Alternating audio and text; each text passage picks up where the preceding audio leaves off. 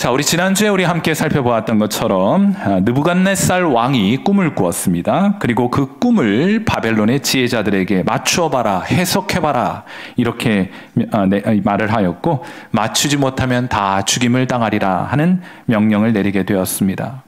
다니엘은 이 말 듣고 낙심하지 않고 절망하지 않고 포기하지 않고 그의 친구들과 함께 기도했으며, 하나님은 그 기도에 응답하셔서 계시적 지혜를 그들에게 허락해 주셔서 꿈을 맞추게 됩니다. 기적이 일어난 거예요. 신비한 체험이 있게 된 것입니다. 왕이 꾼 꿈은 여러 재료로 만들어진 크고 두려운 모습의 신상을 보았고, 이는 장차 일어나게 될 여러 인간 제국에 관한 환상이었던 것입니다. 자, 오늘은 그 뒤에 이어지는 이야기를 함께 다니엘서 3장을 통해 살펴보도록 하죠. 오늘 설교 4가지 요점이 있습니다. 한 가지 더 있는데요, 평소보다. 그 첫 번째 요점은 이것입니다. 느부갓네살 왕이 금 신상을 세우게 됩니다.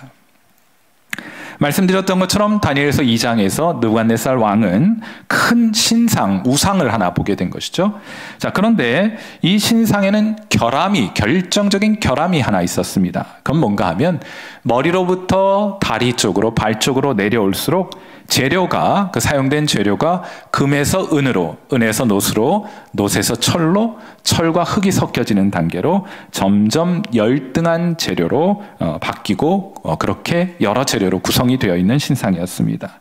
그리고는 결국에 이 신상이 무너져 버리고 마네요. 다니엘서 2장 34절. 또 왕이 보신즉 손대지 아니한 돌이 나와서 신상의 새와 진흙에 발을 쳐서 부서뜨림에 그 신상이 무너져 내리는 꿈을 꾸게 된 것입니다. 아마도 이 꿈을 꾸고 나서 느부갓네살은 머리로부터 발끝까지 금으로 만드는 신상을 만들게 되면, 이게 이제 재료가 열등하게 내려가니까 그게 나중에 무너지잖아요. 그렇지 않고 머리로부터 발끝까지 금으로 신상을 만들게 되면 자신의 왕국이 영원하게 될 것이 아닌가 하는 생각을 가졌던 모양입니다. 그 꿈속에서 보았던 신상의 결함을 보완하여서 거대한 금신상을 그러므로 만들게 되죠. 그래서 오늘 본문 3장 1절 말씀이 이렇게 됩니다. 느부갓네살 왕이 금으로 신상을 만들었으니 높이는 60규빗이요 너비는 6규빗이라. 그것을 바벨론 지방의 두라 평지에 세웠더라 하였습니다. 얼마나 큰 금신상을 만들었는가? 높이가 60규빗이에요. 규빗은 여러분 팔꿈치에서부터 손끝까지의 길이, 자로 재면 대략 45cm 정도 됩니다. 자, 그러니까 60규빗의 금신상을 세웠다는 것은 대략 27m 높이의 금으로 만든 신상을 만든 것이에요. 이것이 어느 정도의 크기인가? 우리가 그것을 유추해 볼 수 있는 그런 구조물이 하나 있는데, 참 감사하게도 울산에서부터 부산으로 가자면, 제가 지명은 정확하게 잘 모르겠는데 부산으로 가자면 홍법사라는 절이 있습니다. 그런데 그 절의 지붕에는 거대한 황금빛의 부처상이, 불상이 하나 세워져 있어요. 아미타불 불상이 세워져 있습니다. 여러분도 부산 가시는 길에 보신 적 있으시죠? 이 신상의 높이가 대략 21m 정도 되니, 오늘 다니엘서 3장에 등장하는 느부갓네살 왕이 세운 금신상은 이보다 6m가 더 큰, 그러니까 저 정도만 돼도 길가를 차를 운전하고 가다가 다 보일 정도인데, 평지에다, 두라 평지에다가 이 높은 신상을 세워 놓았으니 그걸 다 주목해 바라볼 수 있을 만큼 크고 아주 웅장한 그런 금신상을 세워 놓았던 것입니다. 자, 그리고는 고관 대작들을 다 불러 모아놓고 그들에게 명령하죠. 다니엘서 3장 6절. 누구든지 이 신상에 엎드려 절하지 아니하는 자는 즉시 맹렬히 타는 풀무불에 던져 넣으리라 하고 왕이 왕명을 내리게 됩니다. 여러분, 그런데 제가 주목해 보고 싶은 것은 이 명령을 누가 내렸다고요? 느부갓네살이 이 명령을 내리게 됩니다. 자, 그런데 그냥 느부갓네살이 아니라 다니엘서 2장을 경험했던 느부갓네살 왕이 3장 들어서자마자 우상 세워놓고 사람들에게 절하라고 명령하고 있는 것이에요. 다니엘서 2장이 끝날 즈음 느부갓네살 왕이 하늘에 계신 하나님을 향하여 어떻게 찬양했는지를 아세요? 다니엘서 2장 47절. 왕이 대답하여 다니엘에게 이르되 너희 하나님은 참으로 모든 신들의 신이시요 모든 왕의 주제시로다.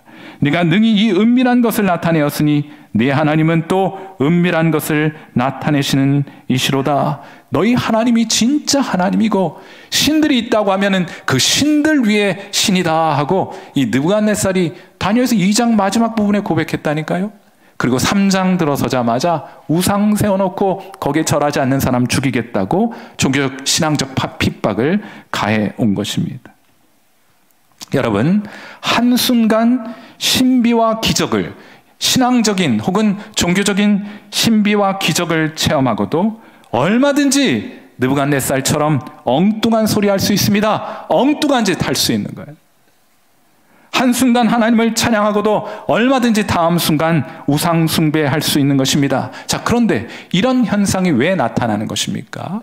우리가 교회에서도 그런 신적인 신비한 체험을 하고 나서도 나중에 보면 영 엉뚱한 곳에 가 있는 사람들을 많이 보게 되는데, 이런 현상이 왜 나타나게 되는가? 이거는 초대교회 이후로 지속적으로 나타났던 현상이기 때문에 우리 시대의 가장 위대한, 지금까지 기독교 역사상 가장 위대한 신학자였고 동시에 선교사이며 목사이기도 했던 조나단 에드워즈는 그 이유를 말하기를 신적이고 영적인 빛을 충분히 받지 못했기 때문이다 하고 진단하게 됩니다. 자, 그렇다면 성도들이 받아야 할 신적이고 영적인 빛은 무엇입니까? 그건 상상으로 만들어내는 어떤 인상이 아니에요. 아, 내가 그런 빛을 보았다, 그런 인상이 아닙니다. 이교적인 신비 체험, 아주 신비한 체험을 내가 했다, 그것도 더더욱 아닙니다.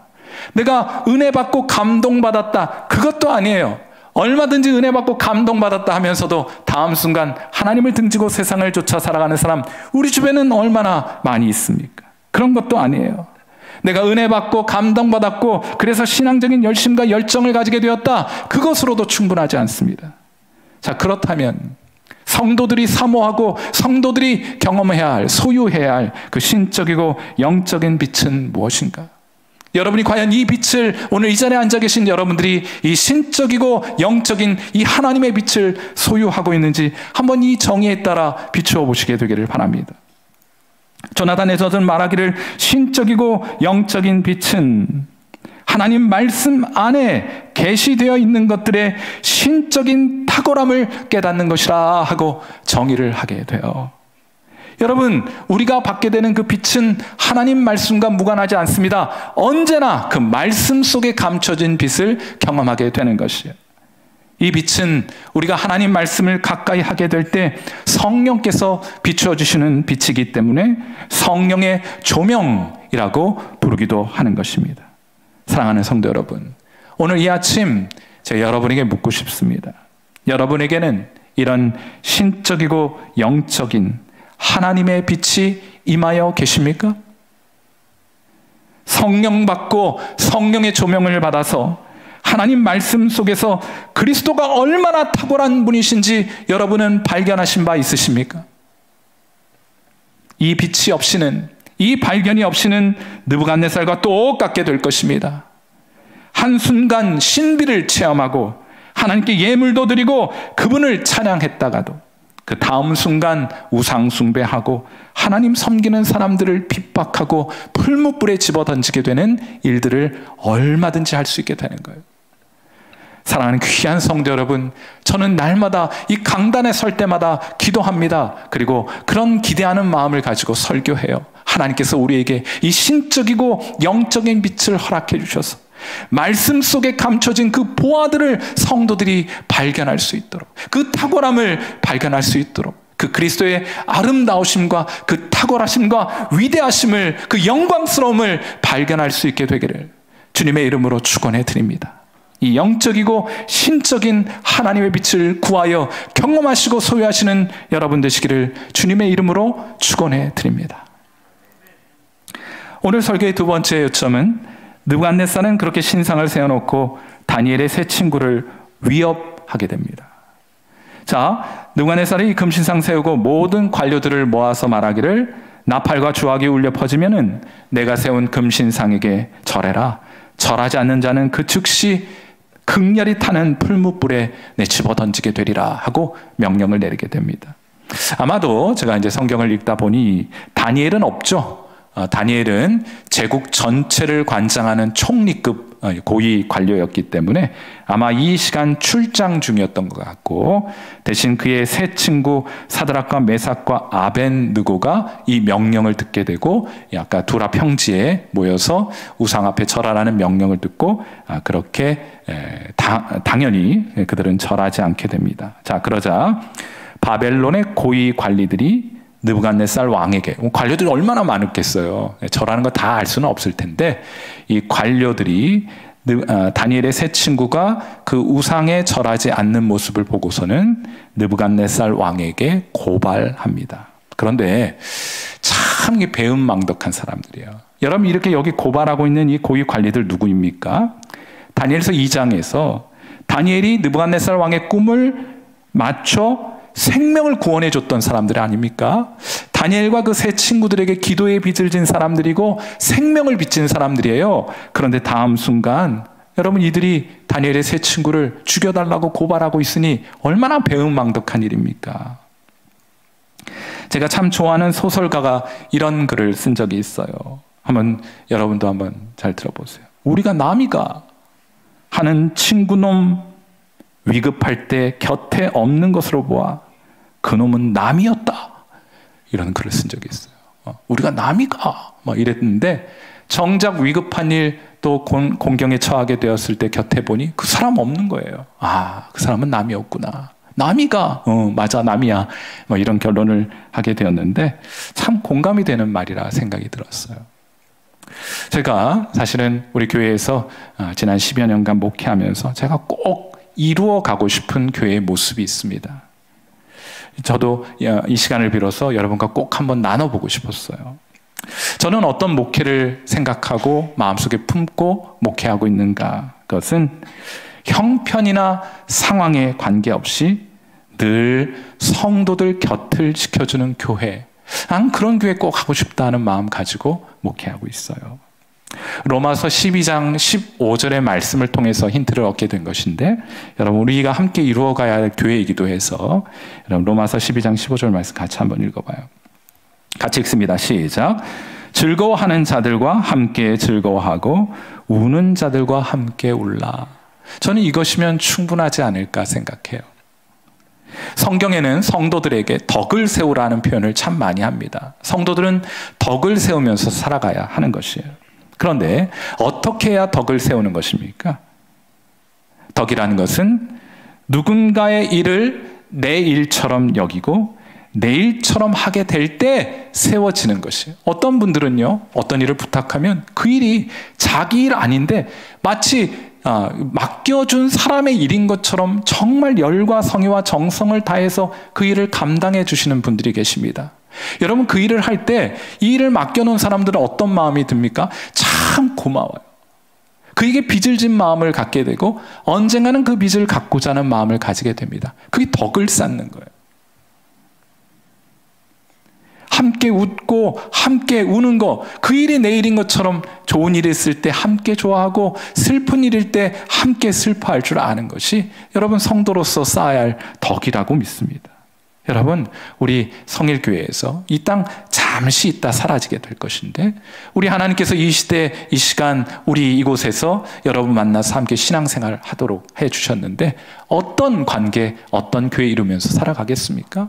함께 웃고 함께 우는 교회, 우리 성일교회 함께 이루어 가시는 저와 여러분 되시기를 주님의 이름으로 축원해 드립니다. 이 고발을 듣고 느부갓네살이 당장에 사드락과 메삭과 아벤느고를 끌어오게 합니다. 그리고는 바로 풀무불에 던진 것이 아니고 이들을 위협하며 말합니다.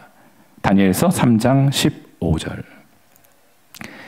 너희가 만일 절하지 아니하면, 이렇게 바로 던져도 돼요. 풀무불에 집어 던져도 되는데 그렇게 하지 않고 그는 이렇게 말합니다. 너희가 만일 절하지 아니하면 즉시 너희를 맹렬히 타는 풀무불 가운데 던져 넣을 것이니 능히 너희를 내 손에서 건져낼 신이 누구이겠느냐 하고 말해요.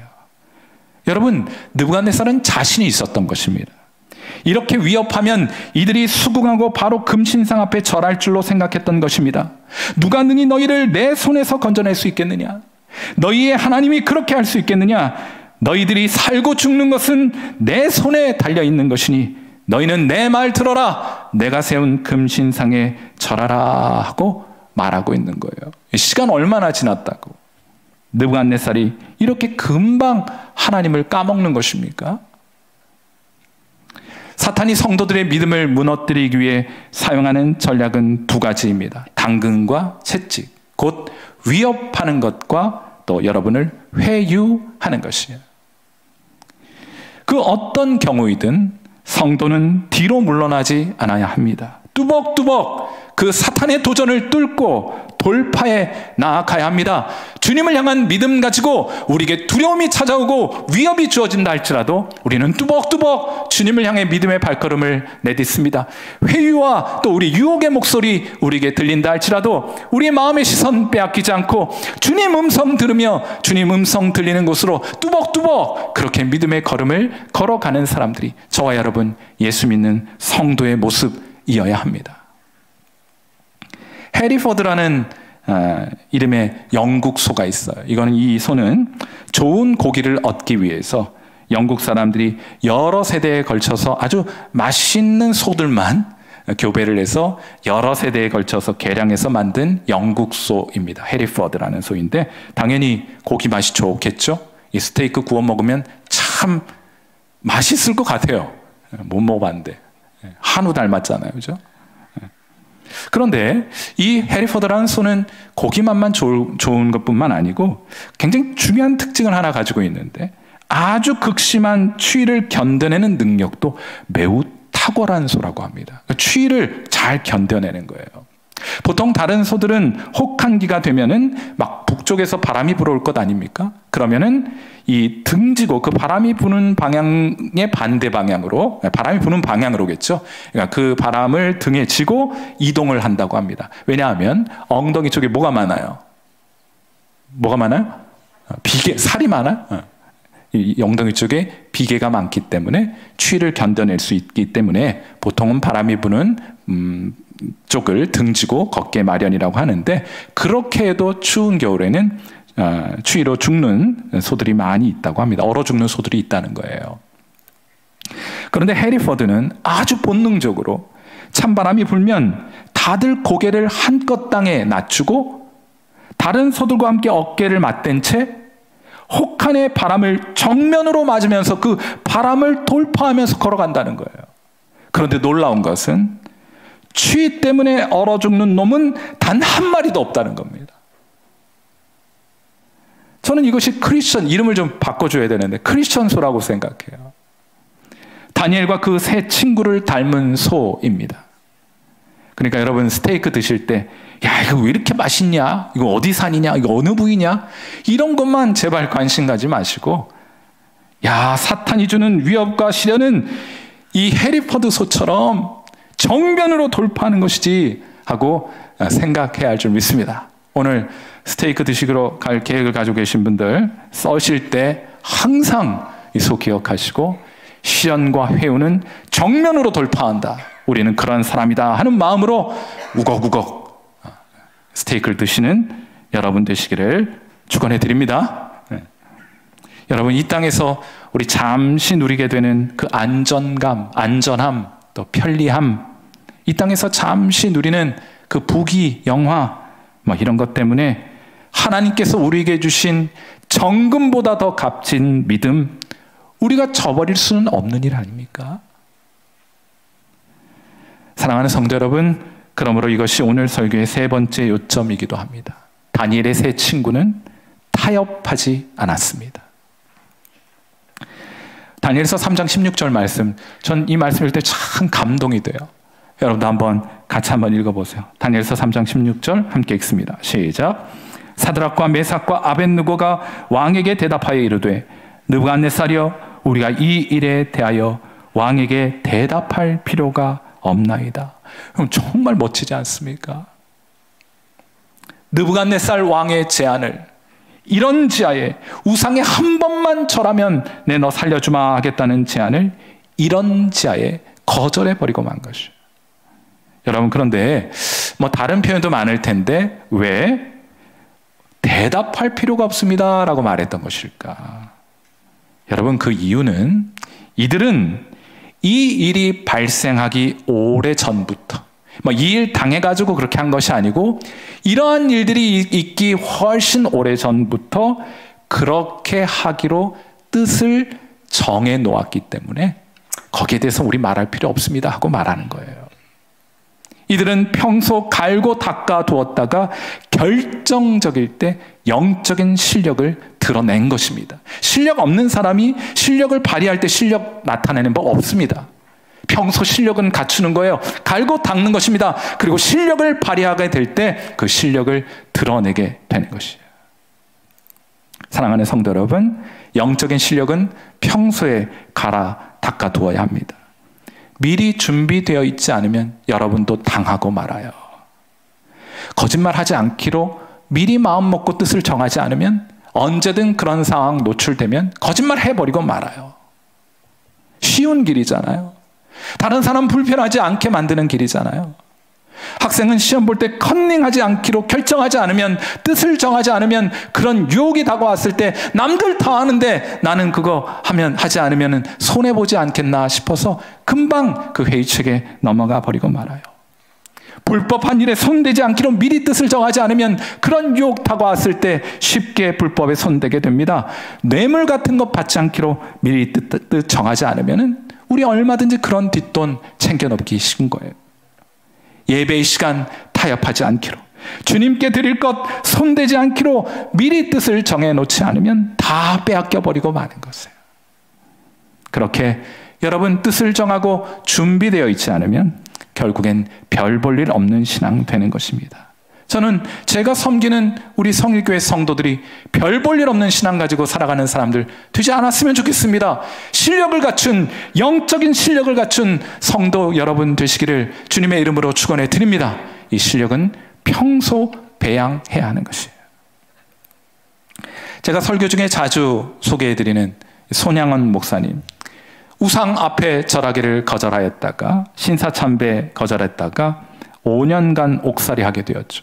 한 번은 손양원 목사님의 아내 되시는 사모님께서 옥고를 겪고 있는 남편 찾아와서 성경책 한 권 달랑 들고 왔어요.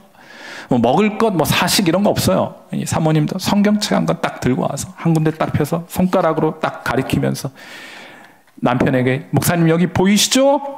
하시면서 하는 말씀이 신사참배에 응하면 내 남편 될 자격 없습니다. 뜻을 정하고 마음 단단히 하라고 바가지 긁고 가셨어. 바가지는 그럴 때 긁는 겁니다.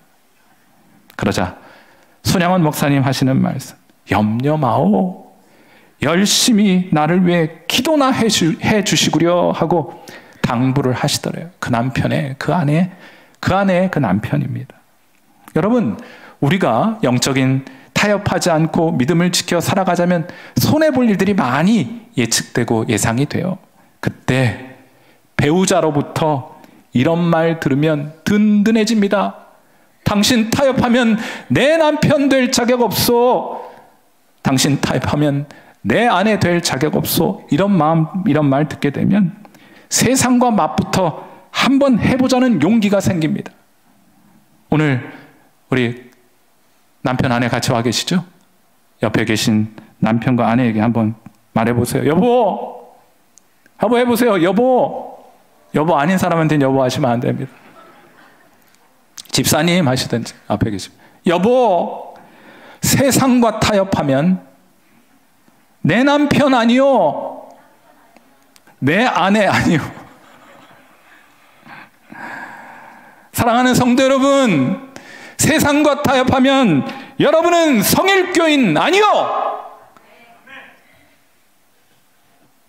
그리하여 사드락과 메삭과 아벳느고는 믿음으로 이렇게 고백합니다.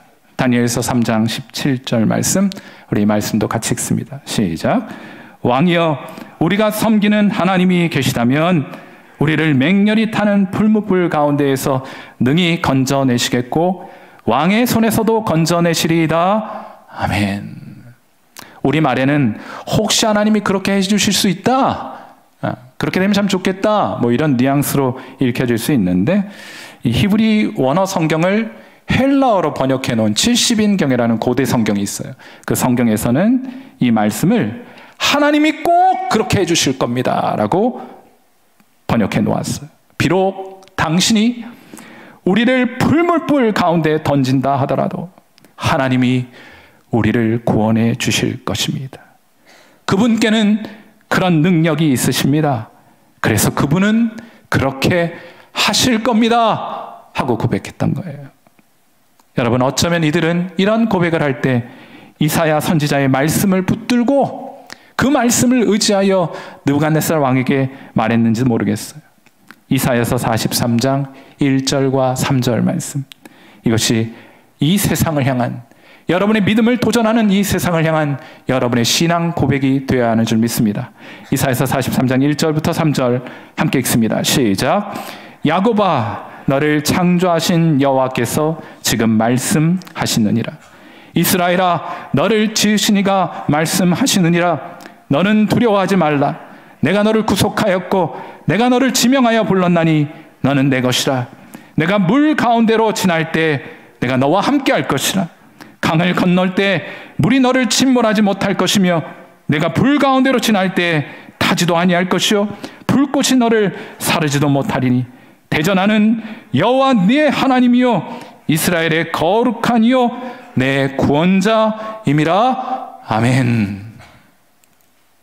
사랑하는 성도 여러분, 이 고백 가지고 왕의 제언을 이런 지하에 이 다니엘의 세 친구가 거절하게 되는데 그런데 이게 다가 아니에요. 이게 끝이 아니에요.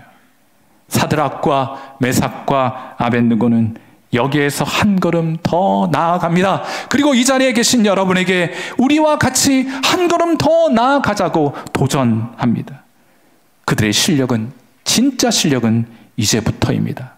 뭐라고 그 다음 구절에 고백하는가 하면 다니엘서 3장 18절, 그러나 그렇게 하지 아니하실지라도 왕이여, 우리가 왕의 신들을 섬기지도 아니하고 왕이 세우신 금신상에게 절하지도 아니할 줄을 아옵소서.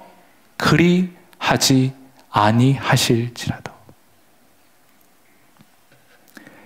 저는 사드락과 메삭과 아벳느고의 입술에서 이 고백이 튀어나오는 순간 사탄이 뒤로 나잡아졌다고 생각해요. 그의 견고한 진이 여리고 성처럼 힘없이 무너져 내려버렸다고 믿습니다. 이보다 더 위대한 신앙 고백이 어디에 있습니까? 그리 하지 아니하실지라도. 여러분, 많은 사람들이 신앙합니다. 예수 믿습니다. 교회에 나옵니다. 왜 나옵니까? 하나님 믿고 의지할 때 얻게 될 이득이 있기 때문에요. 물론 예수님 믿으면 그런 이득이 있습니다. 좋은 일들이 많이 있어요. 저는 이 자리에 함께 하시는 귀한 성일교회 성도 여러분들의 삶 속에 하나님 주시는 좋은 일들이 지금보다 더 풍성히 있게 되기를 간절히 바라고 축원해 드립니다. 그런 일이 있어야 돼요. 그런데 사드락과 메삭과 아벳느고는 하나님을 의지할 때 얻게 될 이득이 아니라 그들은 오직 하나님께만 헌신했던 거예요. 성경에 소개된 가장 위대한 신앙 고백은 여기에까지 나아가는 것입니다. 내가 하나님 열심히 믿고 섬기다가 시험 봤는데 시험에서 떨어졌어도, 계획했던 일들이 수포로 돌아갔어도, 이제 수술 받으면 낫겠다 싶어 수술 받았는데 그 수술이 실패로 돌아갔어도, 주님만 의지하고 사업했는데 그 사업이 힘없이 무너져 내려도, 그때에도 나는 여전히 세상과는 타협하지 않습니다. 나는 오직 하나님만 섬길 겁니다 하는 그런 신앙 고백 말입니다. 사랑하는 귀한 성도 여러분, 여러분의 입술 가운데 이런 위대한 신앙 고백이 있으므로 이 세상에서 그 누구보다 하나님을 영화롭게 하시는 여러분 되시기를 주님의 이름으로 축원해 드립니다. 이 세상이 감당치 못할 믿음으로 이 세상을 이겨가는 성도 여러분 되시기를 주님의 이름으로 축원해 드립니다. 마지막으로 하나님은 이러한 위대한 신앙 고백을 하는 사드락과 메삭과 아벳느고를 구원해 주셨습니다. 느부갓네살 왕은 평소보다 7배나 더 뜨겁게 풀무불을 달구어서는 거기에다가 사드락과 메삭과 아벳느고를 집어 던졌어요. 그런데 왕이 이제 집어넣고 구경을 하고 있겠죠. 그런데 놀라운 사실을 왕이 하나 발견하게 됩니다. 그리고는 이렇게 말해요. 다니엘서 3장 25절. 내가 보니 결박되지 아니한 네 사람이 불 가운데로 다니는데 상하지도 아니하였고 그 넷째의 모양은 신들의 아들과 같도다 하는 고백을 하게 돼요. 셋을 던졌는데 넷이 발견된 거예요. 어떤 상황입니까? 하나님이 이 상황에 직접 개입하신 거예요. 그분의 아들이 직접 불구덩이 한가운데로 들어오신 겁니다. 사랑하는 성도 여러분, 제발 꼭 좀 기억해 주시기를 바라요. 성경은 우리에게 풀무불이 없는 인생을 약속한 적이 없습니다. 이런 것 약속하는 복음은 다 가짜 복음이에요. 거짓 복음이에요. 그런 거 따라다니면 안 됩니다. 이렇게 하면 풀무불이 없는 인생을 살 수 있습니다 라는 복음은, 그런 성경의 가르침은 진리가 아니에요. 하나님께서 우리에게 주신 복음이 아닙니다. 하나님은 풀무불이 없는 인생을 약속하신 적이 없어요. 다만 우리는 풀무불 가운데서도 우리와 함께 하시는 하나님을 믿는 믿음으로 살아가는 것입니다. 그리고 하나님은 이러한 믿음을 가진 자들을 통해서 이 세상에 하나님 당신을 드러내 보여주시는 거예요. 다시 말해, 고난 가운데에서도 풀무불 가운데에서도 여러분이 믿음을 지키게 될 때 이 세상은 여러분과 함께 하시는 그리스도의 모습을 직접 보게 될 것입니다. 다니엘서 3장 28절 마지막으로 함께 읽습니다. 시작. 느부갓네살이 말하여 이르되 사드락과 메삭과 아벳느고의 하나님을 찬송할지로다. 그가 그의 천사를 보내사 자기를 의뢰하고 그들의 몸을 바쳐 왕의 명령을 거역하고 그 하나님 밖에는 다른 신을 섬기지 아니하며 그에게 절하지 아니한 종들을 구원하셨도다. 이방의 왕이, 이방인들이 그들 가운데 함께 하시는 하나님을 목도하게 된 것입니다. 지켜보게 된 것이. 사랑하는 성도 여러분, 고난 가운데 풀무불 같은 인생 한복판에서 믿음을 지키는 여러분을 통하여 예수 그리스도를 이 세상에 드러내시는 여러분 되시기를 주님의 이름으로 축원해 드립니다. 함께 기도하겠습니다.